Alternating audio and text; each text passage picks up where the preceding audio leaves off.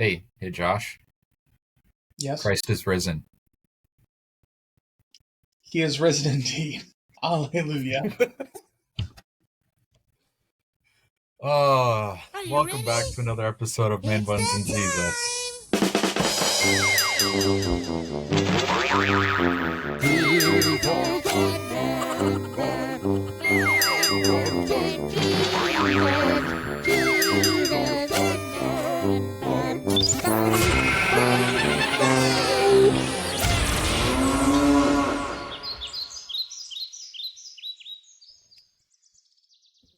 Welcome, that for- everybody.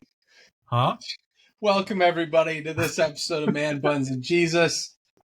I'm your host, Josh Laborious. The other degenerate you hear with me is Ben Olschlager, and this is our promised third episode in our series on Holy Week.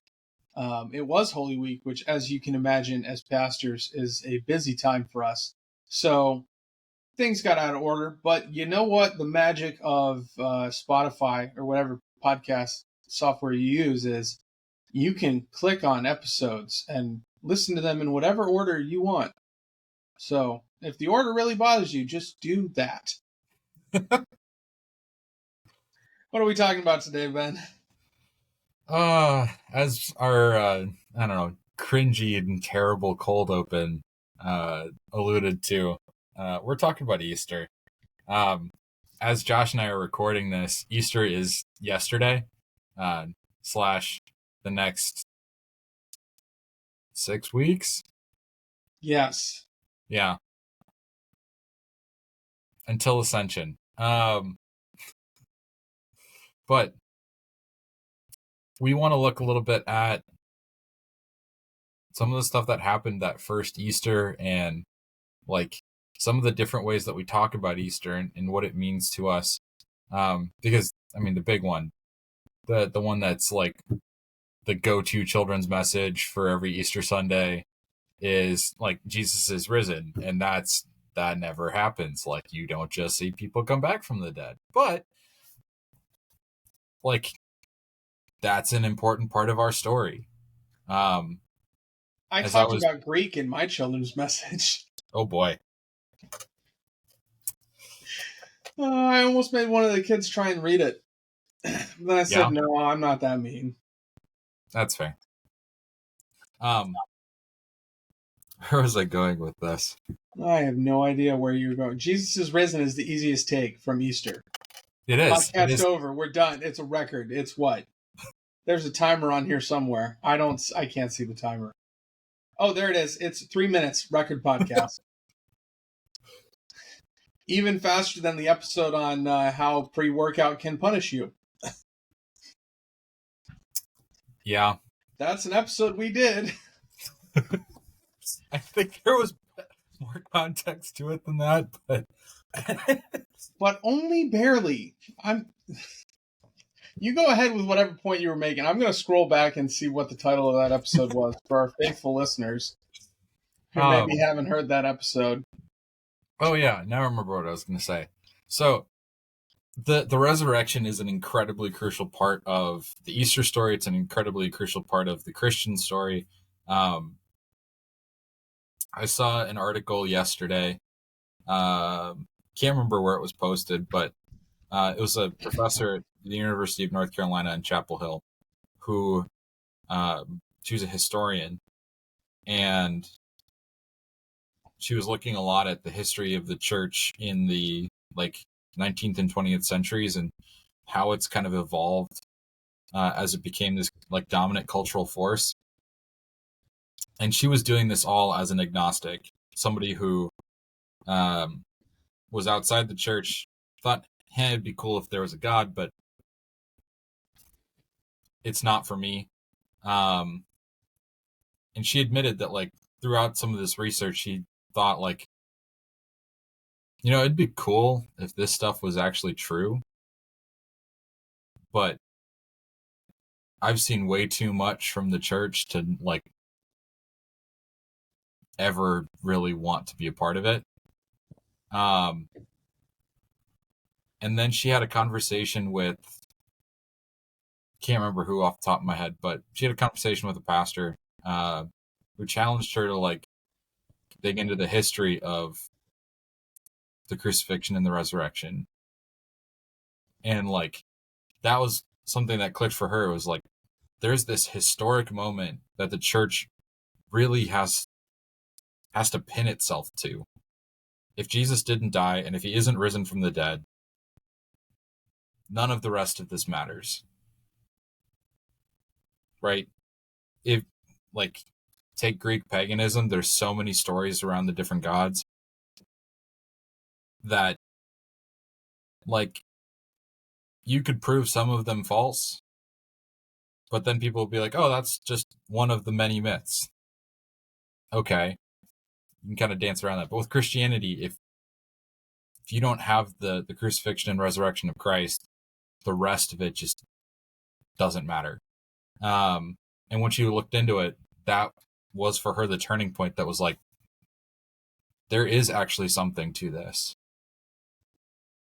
And it's worth joining with this horde of incredibly broken people because there's something that anchors me to God, his son's death and resurrection. There's actually, so last semester at Concordia Irvine, I taught adjunct, and I taught essentially an introduction to Lutheran theology course. And part of that, because it's part of their core curriculum and it's paired alongside a philosophy class for transfers.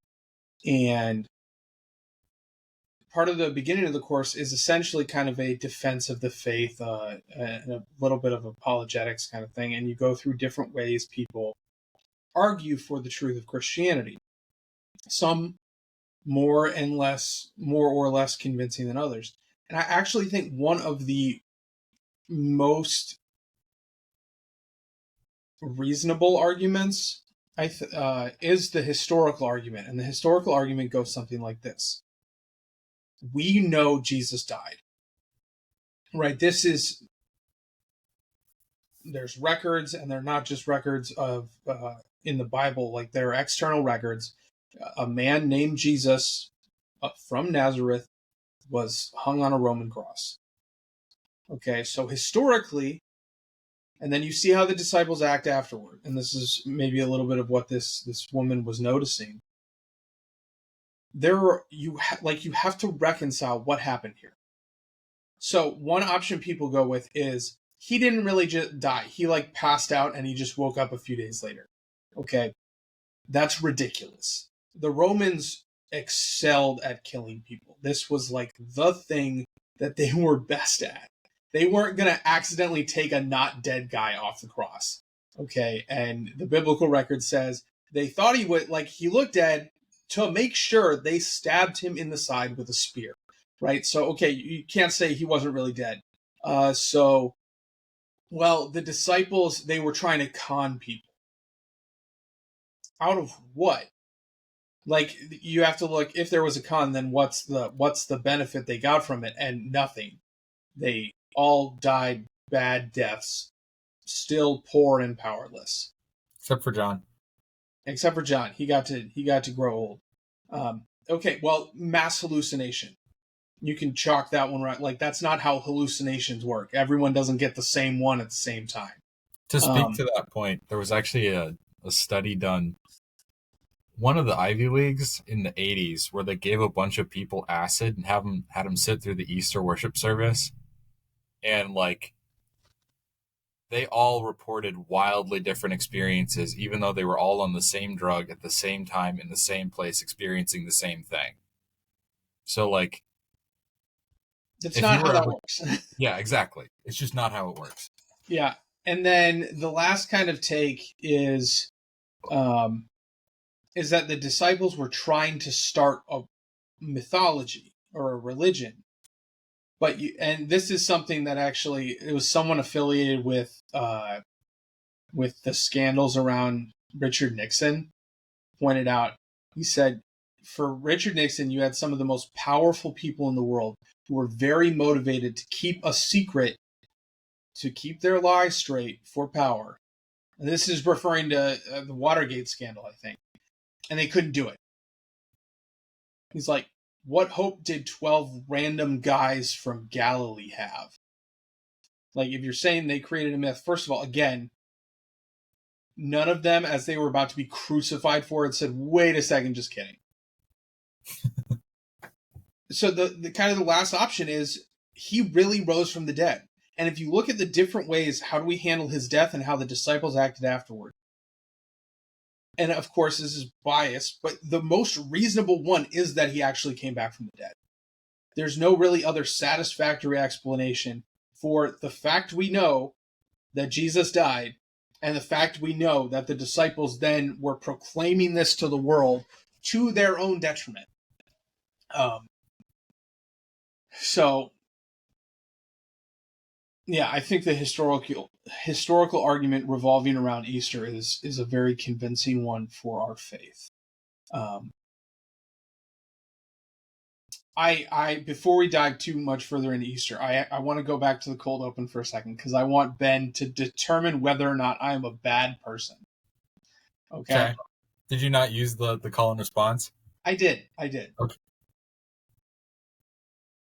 So in Rick and Morty, which is it's a trashy animated TV show, there is a scene where Summer, who is a teenage daughter, is sitting on the couch in the living room and she's playing on her cell phone. And Jerry, who is the dumb dad in the show, walks in and says, "What you doing? Playing on your phone?" And I think she says, "Jerry, get a job," right? Because he's unemployed. And he's like, he calls her something rude and like slinks off into the kitchen and comes back with crackers and say, "Do you want crackers?" She says no. He's like, "Are you ready to be nice now for crackers?" And this is like the interchange, and he acts all hurt because like she won't interact with her dad. And she says, "What do you mean you're trying to start a conversation? What part of are you playing on your phone gives me anything to respond to? I can either bark yes like a trained animal or reply sarcastically. It's not a conversation. You're holding me verbally hostage." Okay, this is the interchange that she has with Jerry. And I feel that, I think of that every time someone says, "He is risen," because there's the expectation that you will reply, "He is risen indeed. Hallelujah." Okay? And I get why we do it. I understand why we do it. I understand where it comes from. I understand the biblical base. I get it. It's important. Yes, you're holding me verbally hostage. How bad of a pastor am I for thinking that way? I would push true. back. You're not giving, like, I have no other, especially as a pastor, I have no other option to reply to that. It's fair. But I would push back by saying, like, there are so many other ways that we try to get people to respond and have that be a deeply ingrained and indwelled response that, like, that's just the one that gets the most airtime and therefore I think gets on our, like, man, this is getting old the fastest. Yeah. And for any of you who are like, "Oh, it's not that bad." Okay. I am 28 years old. That means I have been to 28 Easters. I've been able to talk for, I don't know, 25 of them. I don't know when I started talking and being able to respond like this. That means I have said that a bunch of times for 25 years straight. Calm down. I get to be tired of it. I've gotten to the point where I just work it into, like, other call and response. It's not kind of purely on its own, so that,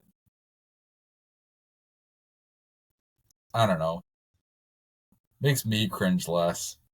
Yeah, well, but like there are worse things than people being trained to hear "He is risen" and respond with "He is risen." And I have no problem with it conceptually. I just don't like having to be the person who responds. Oh, that's fair. Yeah, I did have, between our two services yesterday, at least 15 to 20 people come out and greet me with "He is risen." And I'm pretty sure keep in mind, you think, oh, it's a nice thing I'm going to say to Pastor, I'm going to have this interchange. Yeah, 20 other people also thought that exact same thing as you did. Have a happy and blessed Easter is great. Happy Easter's. It's a high quality thing to say to your pastor on Easter Sunday. Yeah. Or don't die. You're almost done. I'm pretty sure that these are all great things to say to your pastor on Easter Sunday. I'm pretty sure that I responded to at least one of those with, "Yep, he sure did." You betcha. So I'm sorry if I don't know if you could hear that in the recording, but my son Zeke agrees. He said, "Yeah." That's not like he's just babbling, but it sounded good. Yeah, I made Josh laugh so hard that his son joined in. I love it. It's a good day. Anyway, so Josh, let's talk about the other stuff that happens on Easter. And like, I know we agreed to something before we started this episode, but you're gonna go back on me right now, aren't you? Yes, I am. So like, each of the four gospel writers tries to teach us something a little bit different with the way that they present the Easter story, right? You preached on John yesterday. I preached on Mark. Luke and Matthew both have their own takes. And I think it'd be maybe a good idea for us to just fly through each of the four gospels and go, here's something different. As you're reading this text, here's what each of them is trying to say. And I'll let you kind of tee us off first with John's gospel, because I know that's where you were yesterday morning. That is where we were yesterday morning. So John, I think, he's one of the most succinct about it. Mark is probably more. I'd have to check. Mark is 8 verses. Ooh, then no, Mark is more succinct, definitely. So John, he moves very quickly. It's the resurrection. They go to the tomb is empty. And that's like, depending on how narrowly you want to look at it, that's fine. But you record Mary Magdalene's initial reaction of, she sees the empty tomb and she goes to the disciples and she kind of reports that. And she and Peter and John, who John refers to himself in the book of John as the one who Jesus loved, which is true. Like other gospels refer to him as the one who Jesus loved. However, still kind of weird that he didn't just use his name. I'm the one that Jesus loved, which isn't a bad way to refer to yourself as a Christian. Anyway, moving on. So they return, and John gets it. It says, John saw and believed, but they didn't understand the scripture. So it looks like John believed Jesus rose from the dead, but he didn't really get what that meant. He didn't really understand it, which is, I think, unique. If you go to the other gospels, I think there's still mostly confusion about it. And then you see Mary turning. She sees the angels in the tomb. She turns and Jesus is standing there and she thinks he's the gardener until he calls her by name. And that's kind of what you get. And then the next kind of section is he's appearing to the disciples, minus Thomas and Judas. He's appearing to 10 of the disciples. So that's kind of where John takes it. And if you were at our worship service, I'm not going to repeat the sermon, obviously, but if you were at our service yesterday, the sermon kind of focused on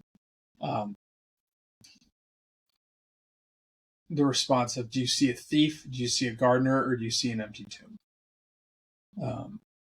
Looking at the different ways that the resurrection is perceived initially and how we can similarly treat Jesus' resurrection. So that's kind of how John takes it. And if you're curious about that sermon, it'll be posted on Spotify by the end of the day today. So it should be there by the time this goes live tomorrow, next week, whatever. So I know you were in Mark, right? So yep. Where does Mark go with it? So Mark is incredibly succinct. By the way, I looked it up. I think John's might be the longest account of Easter morning. Oh, so I was just super duper wrong. Yeah. It's either him or Matthew, but, well, I take that back. The road to Emmaus happens on Easter. Luke's the longest. John and Matthew are just kind of in the middle. So let's say Luke likes to tell stories. He does. He very much likes to tell stories. And Matthew's just a long book. Yeah, but Matthew's Easter account's surprisingly short. Anyway, so Mark, as he's writing to people facing imminent persecution and possible death. So he tries to keep everything pretty succinct. Get to the point and go. Yeah, get to the point so you can read this before you get beheaded or crucified yourself or whatever else. Fed to lions, dealer's choice. But he, like, from my reading at least, like, he's just talking about how incredible this morning is. The two women that he names are Mary Magdalene and Mary, mother of, I don't even remember. Something in Salome. Another Mary. They go to the tomb with spices to adorn Jesus' body. They're trying to figure out how to get in the tomb when they get there. Then they see the open tomb and they're like, uh-oh. They walk in, they see what Mark describes as a young man dressed in white, which I love that he doesn't even call him an angel. Matthew and John, I think, both call him an angel. And, like, Mark's just like, nah, resurrection's more important. Matthew calls him an angel. John says 2 angels, I believe. But Mark's just like, resurrection's important. We don't need to clarify whether or not this was an angel. Like, Jesus is risen. Go do the things you need to do. Tell the disciples. And the women just leave terrified. They're like, holy cow, Jesus is alive. We saw him die. He's alive. They don't even do the job that they're supposed to do, according to Mark, of going to tell the disciples about Jesus' resurrection. It's just an event that so shakes their perception of the world that they just can't wrap their minds around it. And I think that to us is kind of an instruction for us to, like, we should be thinking about how incredible this event is, and it should blow our minds a little bit, and it should shape our thinking a lot of bit. And it's not an understatement to say this changes everything. Oh yeah. And this is kind of like a pet peeve of mine. I don't know if that's the right way to describe it. This is like a thing that is really, it's something I think we need to push on more, because so many things in our lives, they impact that part of our lives. So if you are a Minnesota Wild fan, that impacts how you watch hockey and how you think about hockey, right? And vice versa, if you think throwing catfish on the ice is a good way to celebrate goals. It is a great way to celebrate goals. Shut your dirty mouth. If you are, to kind of take it more seriously, if you are a Republican, that probably affects how you engage with the news. It affects how you vote. That's going to affect your stance on certain political issues, right? That's a little bit broader. If you are a weightlifter, that probably affects maybe how you eat a little bit. That affects how you spend some of your free time, right? Different parts of our lives affect different parts of our life. And a lot of times I think we put religion in a box just like that. We say, well, this affects maybe how I act at church. This affects what I do on Sundays. It's just part of. Because nothing gets to say that is the most important thing. No. We get to say this is the most important thing. Because it is. And the resurrection of Jesus makes it the most important thing. It affects every part of your life. How you treat your wife, how you treat your kids, how you work, how you play, the things you do, how you spend your, everything is touched by faith. And the fact that Jesus rose from the dead changes everything. There's no part of it, there's no part of your life that you could say, well, my faith doesn't really impact this. So, yeah, it does change everything. And especially for the first people hearing that and receiving that, I think it's fair for them to lose their minds a little bit. Yep. It's like if you suddenly come into a lot of money, like a life-changing amount of money, at first, I think it's fair to say, this changes everything. It can completely change the trajectory of what you're doing. This is that kind of idea on so much bigger of a scale. Mm-hmm. Anything else you want to point out from Mark? No, I would just say, there's the debate around the last, I think it's 8 or 9 verses of Mark, or 8 to 12 verses of Mark, or whatever it is, the back half of chapter 16, and whether or not Mark actually wrote it. And I'll be honest, I think somebody added it with good intention, but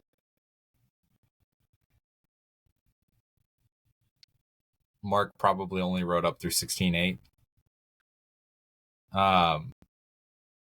That being said, Mark ending his gospel with the women wandering away from the tomb, terrified, is a really interesting way to end that book.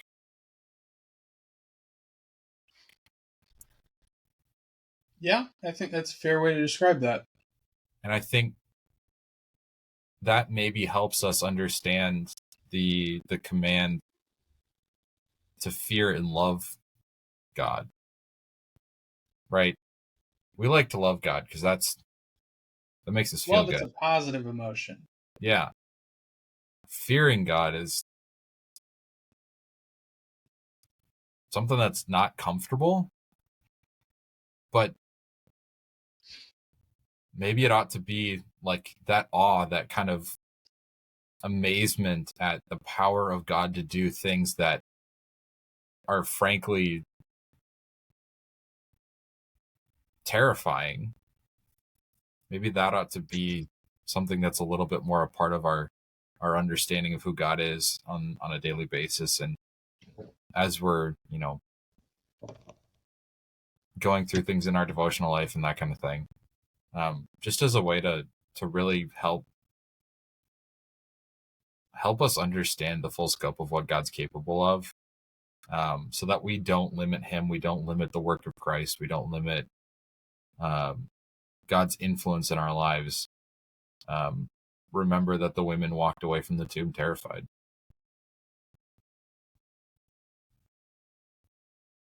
Yeah. And now a completely different, I think, because that's a very emotional response, you see.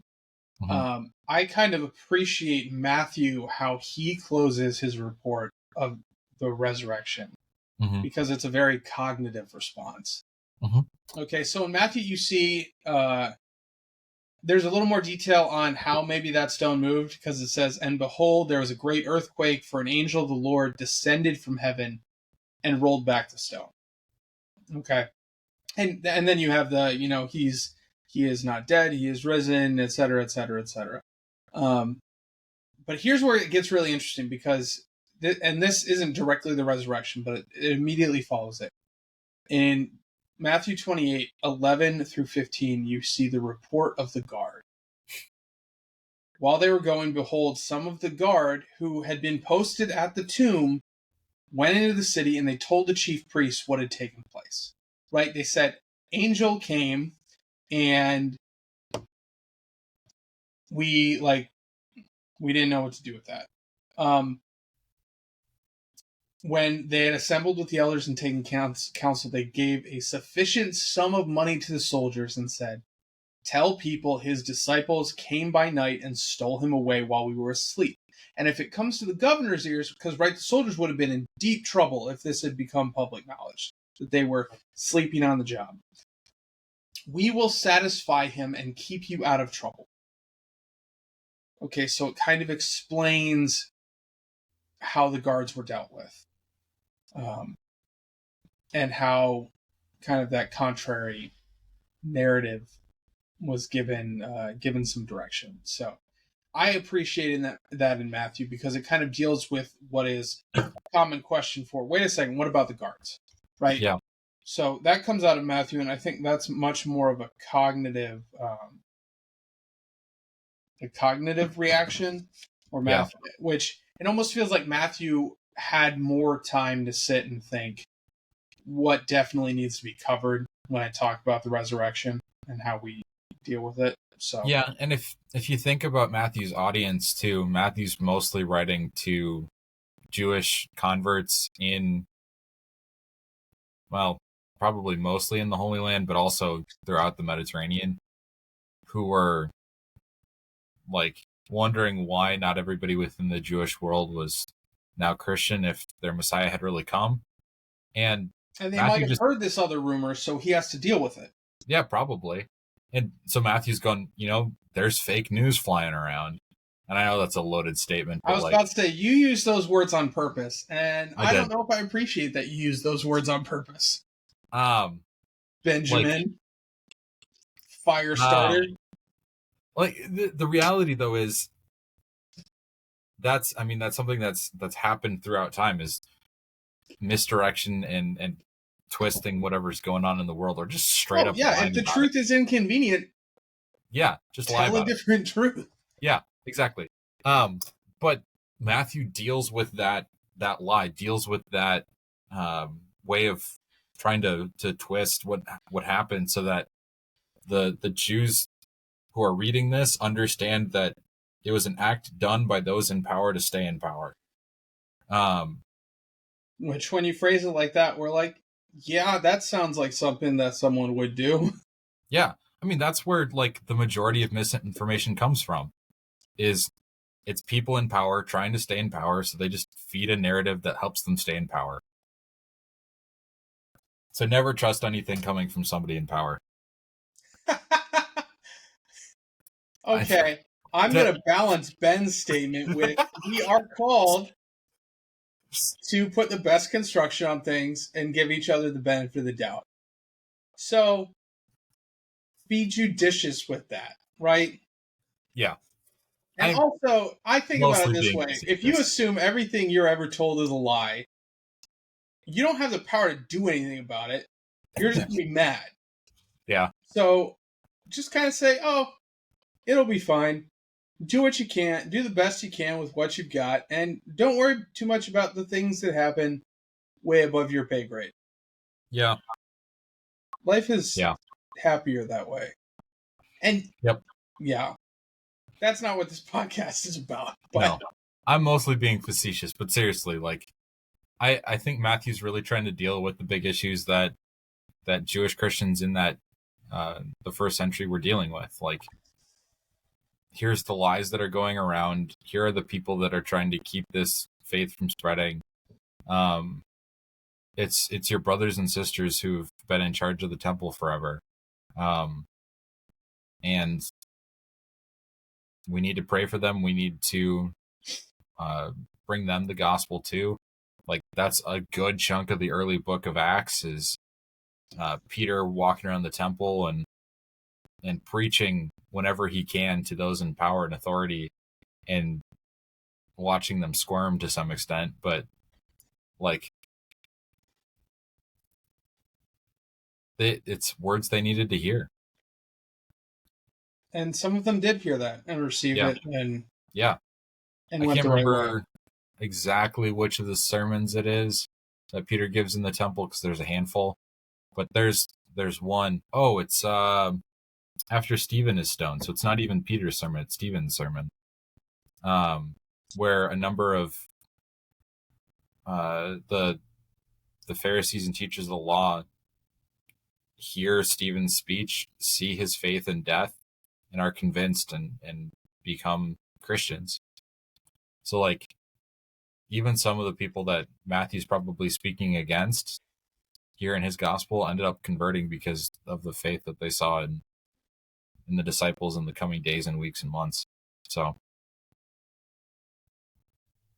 Yeah. Yeah. So that's what we get from Matthew. And then Matthew wraps up very quickly after that. You basically get the Great Commission, and that's Matthew. He done. So yeah.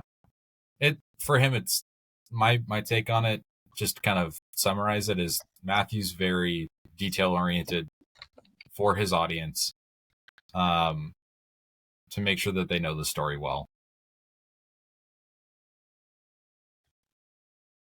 Getting into Luke, though, Luke has yet another take on things. Surprise, surprise. So we get 4 of them. So we get different perspectives, different angles. Yeah. To me, Luke's take, and this kind of echoes how he begins, because he has the most thorough Christmas story. Yes. So for Luke, he kind of begins and ends with the importance of Jesus in the flesh. Like, it is important that Jesus was born as Savior of the world, and it is important that Jesus is seen risen as Savior of the world. So you get a similar length explanation to the other 4 Gospels, or other 3 Gospels, of what's happening first thing Sunday morning as Mary and the women and others go out to the tomb. We see the Peter racing off to the tomb, though there's no mention of John in this one, which is kind of funny.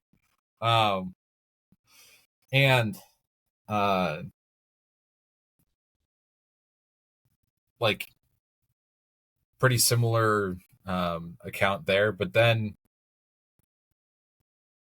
Luke kind of expands on what happens the rest of Easter Sunday, that Jesus is appearing to people, to his disciples, kind of helping them process what is going on. Exactly. So we get him appearing to 2 of his disciples on the road to Emmaus. We're not sure if these are some of the 12 or if they're just some of Jesus' like numerous followers that he decides to appear to. I would have to imagine that, though, they had to be, if they weren't among the 12, they still had to be part of kind of an inner circle, because they recognized the breaking of the bread. Yes. Which to me suggests they had to have been there for the Passover meal. Possibly. Jesus, like, Luke also likes to talk a lot about how Jesus broke bread with his people all the time, whether it was the 12 or the 72 or the 500. Yeah. So, not that it really matters. I mean, yeah, Jesus not that it is matters appearing to super much. People who followed him. Yeah, I mean, these 2 guys are walking down the road. Jesus shows up with them. Not really sure how he shows up with them, but he just jogs up. Yep, hey guys. Exactly. And they're super depressed. They're like, yeah, Jesus is dead. And Jesus is like, okay, cool. They get to a house where they're going to spend the night. What? It's one of them, named Clopas, answered him, "Are you the only visitor to Jerusalem who doesn't know the things that have happened there in these days?" Yeah. He's like, "Are you the idiot?" And Jesus said, "What things?" Oh, man. And then he explains to them what. Yeah. Oh, Luke loves to point out how often Jesus flips the script. Yeah. What a time. Anyway, so yeah, then he goes on his little spiel about, here's what actually happened. Here's how it fulfills the scriptures. Yeah, these events that I acted ignorant on, of like, yeah, I actually know what's going on better than you do. Then he breaks bread with them. Their eyes are open, and suddenly they understand everything that Jesus had taught them over the years. Wowzers. Yeah.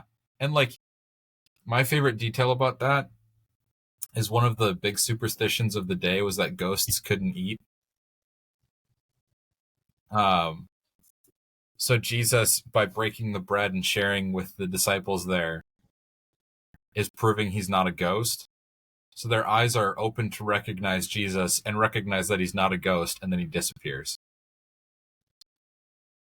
Wow. Yeah. I do, kind of jumping from the detail you mentioned, that he explained what is going on, and everything he taught them kind of clicked into place. And you see language like this in the other gospels as well, where it's like they suddenly get it. And we say, well, that seems weird. Like, you don't just suddenly understand everything all at once.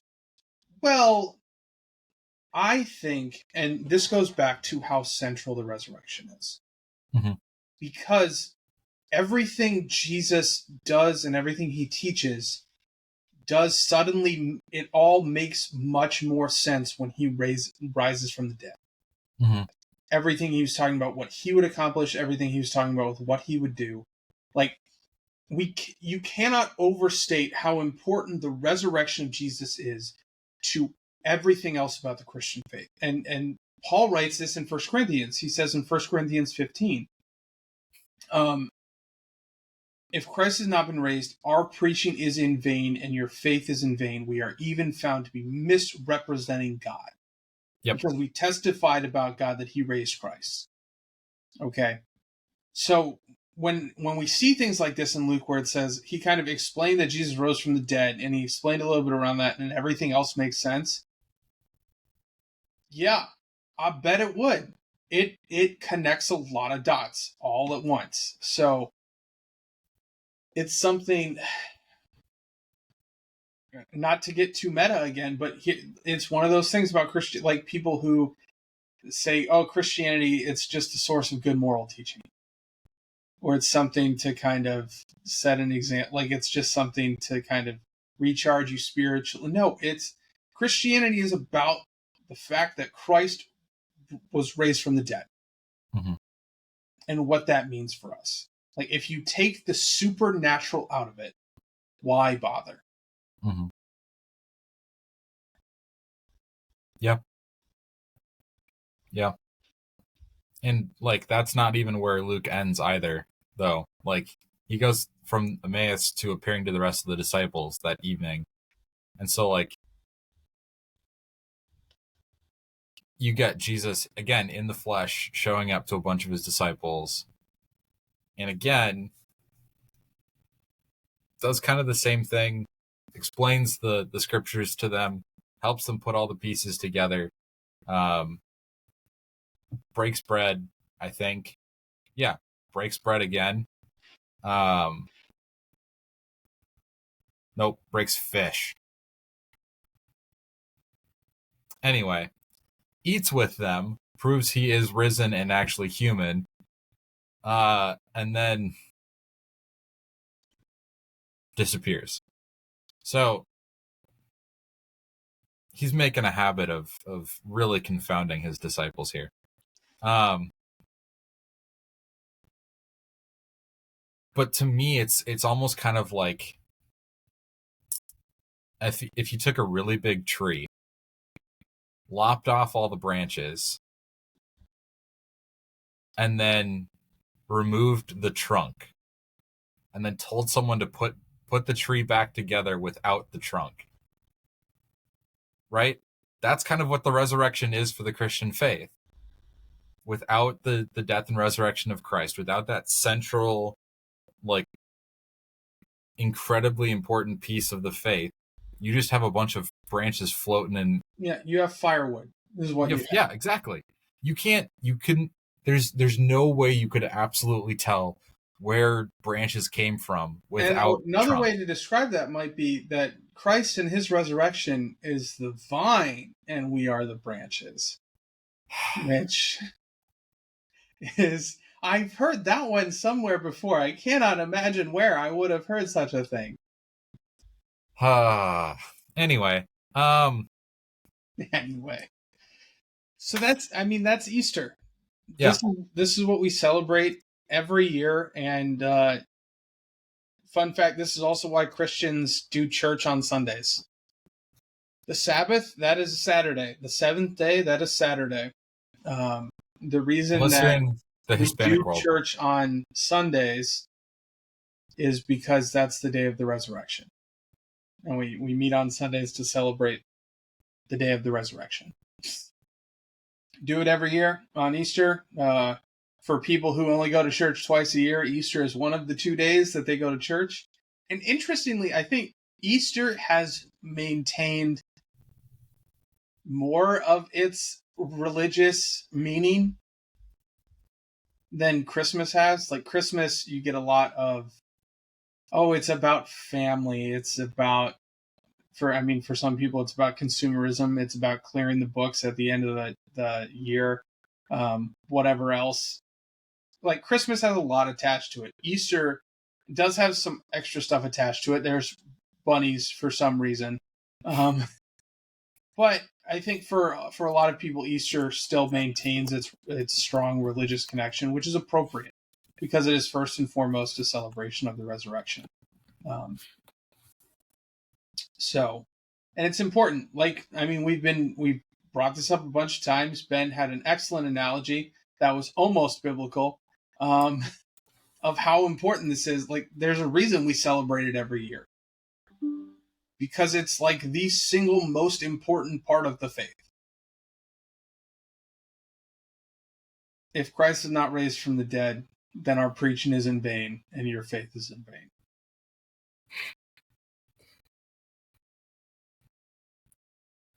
So just as an aside, I looked up the origin of the Easter Bunny. Does the South Park episode come up? No. That's a great episode. The first pope was a rabbit because people suck. Peter Rabbit, in fact.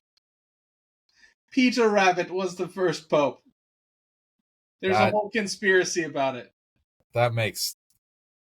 If you look in the painting of the Last Supper, there are bunnies that have been painted over, and you can tell. Anyway. The human pope tries to kill the bunny pope.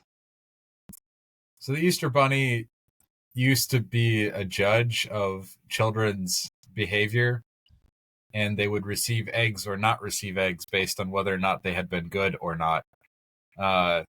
Yes, the bunny that lays eggs is giving out eggs for its judgment. Who comes up with this stuff? I don't know. Anyway.